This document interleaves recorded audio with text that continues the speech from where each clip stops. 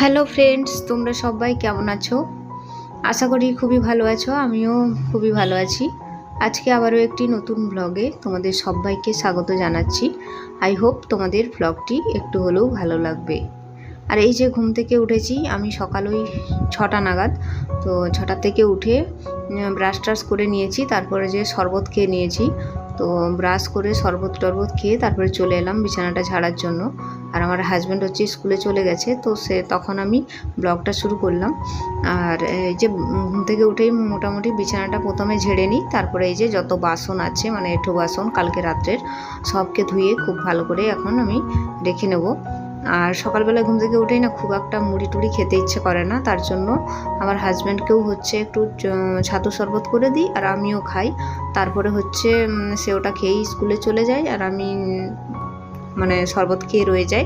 তারপরে কিছুক্ষণ পর হচ্ছে একটু ভাত খেয়ে নিই। এই গরমে আর মুড়ি খেতে বা লুচি পরোটা কোনো কিছুই খেতে মানে ইচ্ছে করে না। তো তোমাদের সাথে কথা বলে বলে বাসনগুলো ধুয়ে নিচ্ছি। আর এই গরমে না ব্লগ করতেও খুব কষ্ট হয়, যেহেতু বারান্দার মধ্যেই আমার যত কাজ বাজ মানে এখানেই রান্না বান্না সব কিছু, যেহেতু তার আর যতই রোদটা বাড়ে ততই হচ্ছে যে কষ্ট, মানে এত গরমে ফ্যান ট্যান নেই কোনো নেই, মানে বিশাল কষ্ট। সবসময় একটু ফ্যানের কাছে গিয়ে বসি আবার এসে রান্না করি। তো তার জন্য না ব্লগগুলো খুব ভালো করে বা বড় করে করতে পারছি না গরমের জন্য। তো জানি না তোমাদের কতটা ভালো লাগছে ডেলি এই একই রকম একঘেয়েমি জিনিস। আসলে আমার ডেলি যা কাজ আমি সেগুলোই তোমাদের সাথে শেয়ার করি, তো তোমরা একটু মানিয়ে নিও। তো দেখো তোমাদের সাথে কথা বলে বলে আমি আমার বাসনগুলো সব ধুয়ে নিলাম, তারপরে চলে এলাম গ্যাসটা একটু মুছে নেব। কালকে রাত্রেবেলায় সেরকম কিছুই রান্না হয়নি, একটু আলু মানে আলু ভাতে দিয়েছিলাম। মানে ওই আলুটাকে একটু তেল লঙ্কা পেঁয়াজ দিয়ে খুব সুন্দর করে মানে ভাজা ভাজা করেছিলাম, মানে মাখা আলুটাকে। জানি না কি বলে ওটাকে, আলুর চোখা বলে। তো তোমরা কারা কারা খেয়েছো জানাবে। তার সাথে একটু পেঁয়াজ পোস্ত করেছিলাম, মানে পোস্ত আর পেঁয়াজ দিয়ে একটু বেশ মাখা মাখা করেছিলাম, তো ওটা দিয়েই খাওয়া হয়েছিল।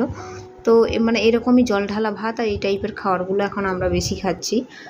শরীরে সেরকম রিচ খাবার আর খেতে মন চাইছে না। তো তারপরে যে যত কাপড় জামা সবকে তুলে এনে রেখেছিলাম নিচে, নিচে বলতে মাদুরটার উপর রেখে দেওয়া হয়, মাদুরটা পুরো পরিষ্কার থাকে, মানে এখানে এসে যত কাপড় বাইরে শুকানো থাকে বা বাইরে থাকে সব কিছু তুলে এখানে রাখা হয়। তারপর সময় করে যে এগুলো এখন আমি খুব সুন্দর করে গুছিয়ে নিচ্ছি, আর এগুলো গুছিয়ে এখন আমি রেখে দেবো। তো ভাবলাম যে সব দিন একই রকম ভিডিও দেখাই, তো তোমাদের সামনে এই ভিডিওটা আজকে দেখাই। আর তারপরে যে সকালবেলায় কি খাবো, আমার কিন্তু ভাত হয়ে গেছে, তো ভাবলাম একটু আলু ভেজে নিই, একটু আলু ভাজা দিয়ে ভাত খেয়ে নেবো।